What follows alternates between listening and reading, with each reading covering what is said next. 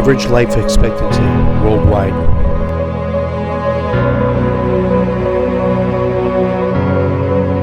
Your chance of acquiring a terminal disease.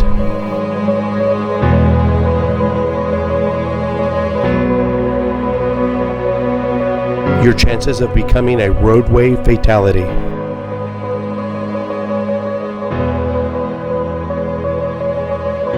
Causes of death, most common, your children.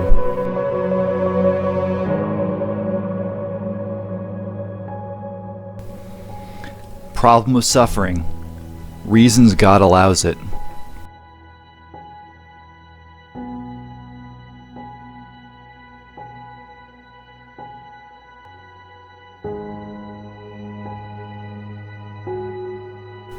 How many more sunsets will a 30-year-old get to see?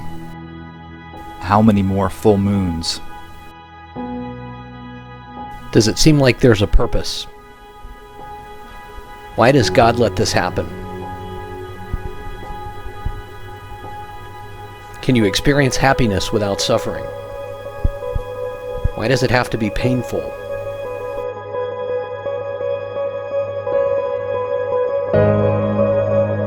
We're humans.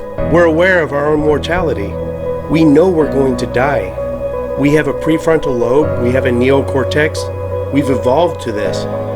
Other animals on this planet don't know they're going to die. Why put that pressure on us? Why have we inherited a fear of dying?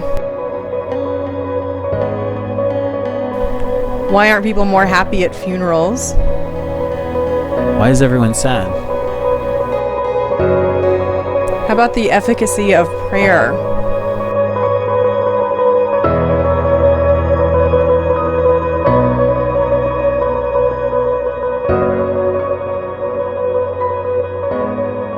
The sun, life-giving. UV radiation, deadly. Even the things that provide, that nurture us, are deadly.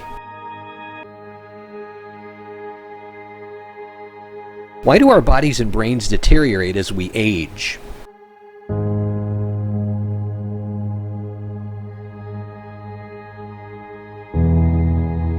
Are children sinless? Do children have the capacity to understand the concept of sin? Why are there so many natural disasters?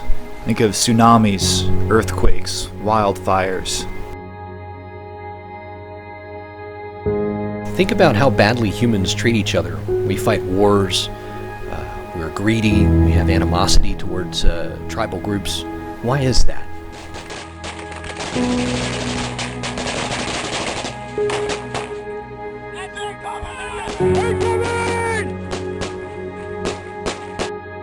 Why are there parasites? Why do bot flies exist? Why do hookworms exist? Why is there a disease called necrotizing fasciitis? Is it all just because of the fall of man?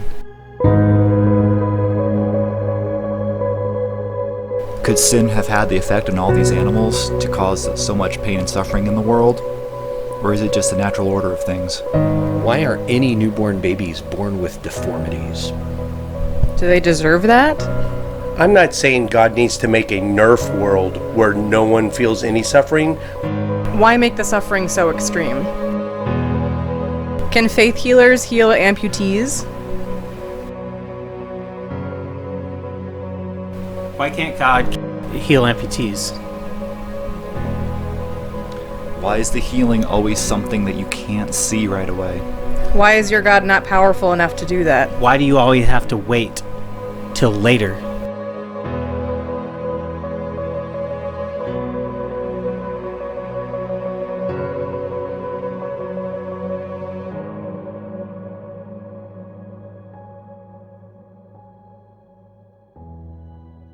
You know, I have to say this, if there is a God, if I ever meet him, he's got a lot he's going to have to answer to me for. If human suffering is necessary for us to understand goodness, why did God need to make the world that way? Can't he make a world where we can learn that lesson some other way?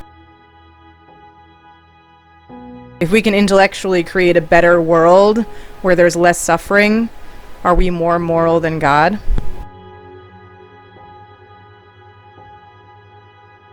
Why does there need to be a scapegoat for all of this to be necessary? How long do you have left to reconcile with a friend or a family member? How many more chances do you have to hug your dad? You know, we are June bugs on a sidewalk, and God is a sadistic kid with a hammer. Why do women have to experience pain in childbirth just to learn the lesson of Eve?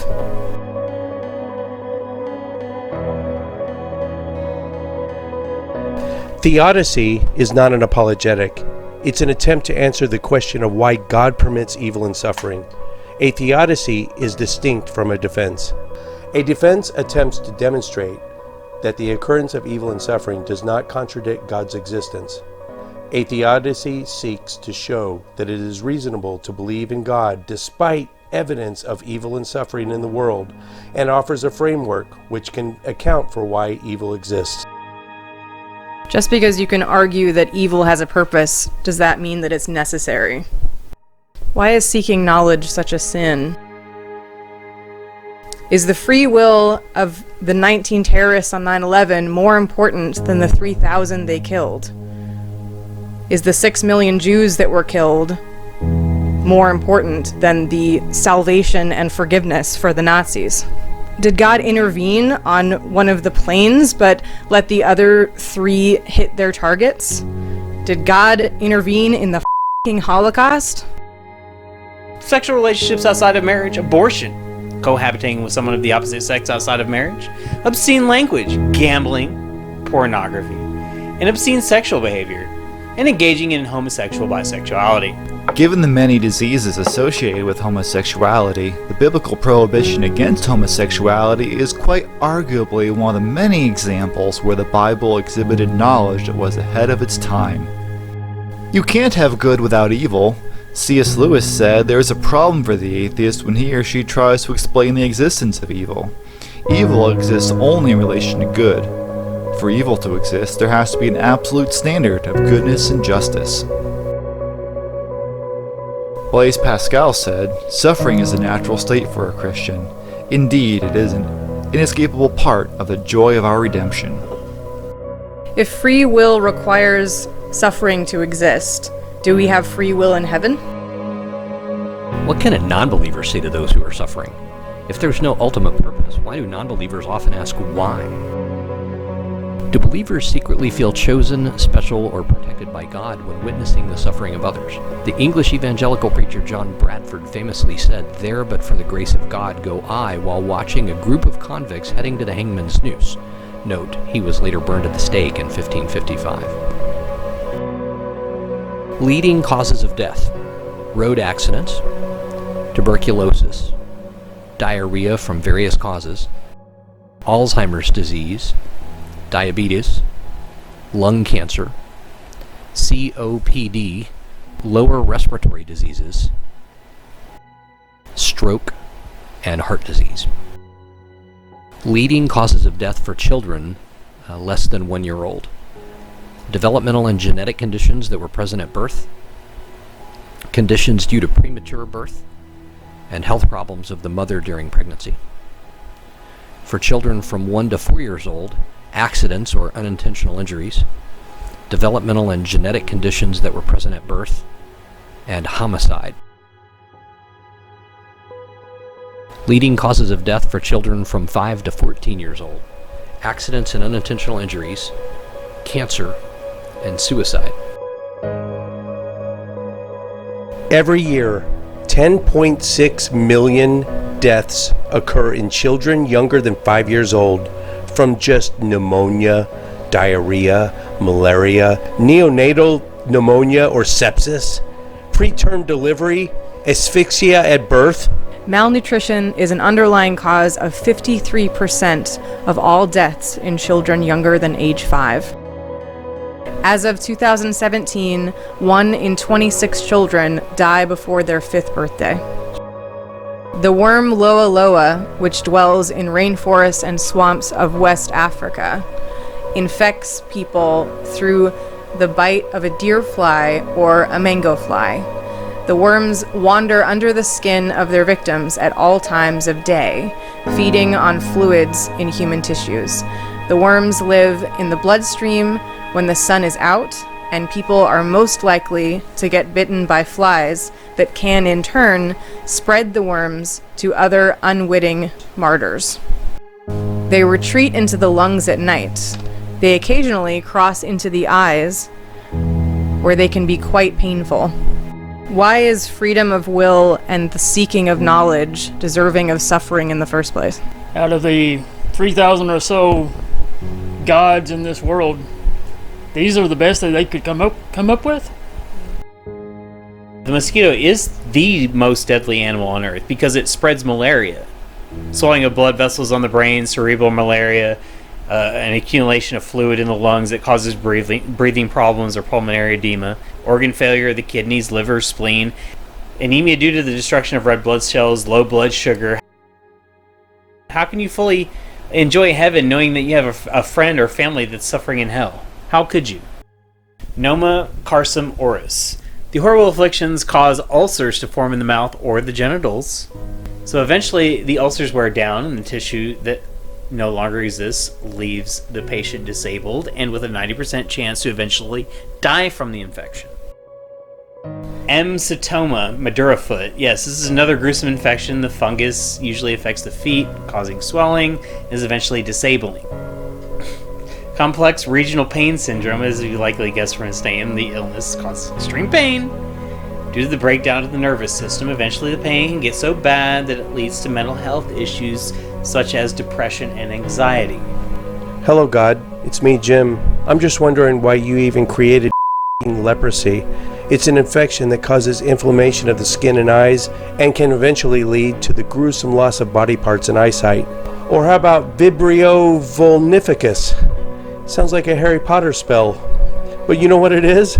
It's an infection mostly caused by eating raw shellfish or having an open wound when swimming. It can lead to a range of symptoms such as vomiting, intense diarrhea, blistering dermatitis, and even severe abdominal pain. Or how about pica? Pica is an inexplicable desire to eat non-food items not caused by mental health conditions. Why did God create a sexual desire for children? Fibrodysplasia ossificans progressiva. In this, the muscles, tendons, and connective tissue slowly turn to bone, eventually leaving a patient completely unable to move. Clarkson's disease. In this rare disease, plasma leaks from the blood vessels, causing swelling. What's more, doctors still have no idea what causes it. Christians would say that all these horrors are caused by sin and the fall of mankind, but they haven't demonstrated any way that sin can possibly cause diseases that weren't there previously. If I were a master watchmaker and I created an intricate watch, but when I sold it to my customer, it stopped working the minute it left the cash register, I would expect him to blame me and not the watch itself. My grandmother had Alzheimer's. What am I possibly supposed to learn from her not knowing my name for the last 10 years of her life? Christians love to tell us that without their conception of a deity, that there can be no good, there can be no understanding of evil, there can be no morality. And my reply is that if I look at the world you've postulated and I see lots of problems, that if you can't explain that in your perspective, I can reject your arguments about what is good and what is evil. And I have this to say. In a world where such a field as pediatric oncology can exist, you're full of if you tell me that your God is a just God. What moral lesson are we supposed to gain from slavery, other than it must be moral because God did not prohibit it in the Bible? Your first 4 out of your 10 commandments were talking about how awesome you were.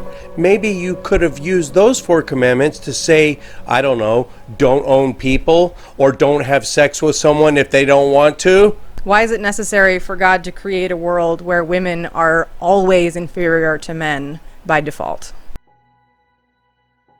What is God afraid women will teach men?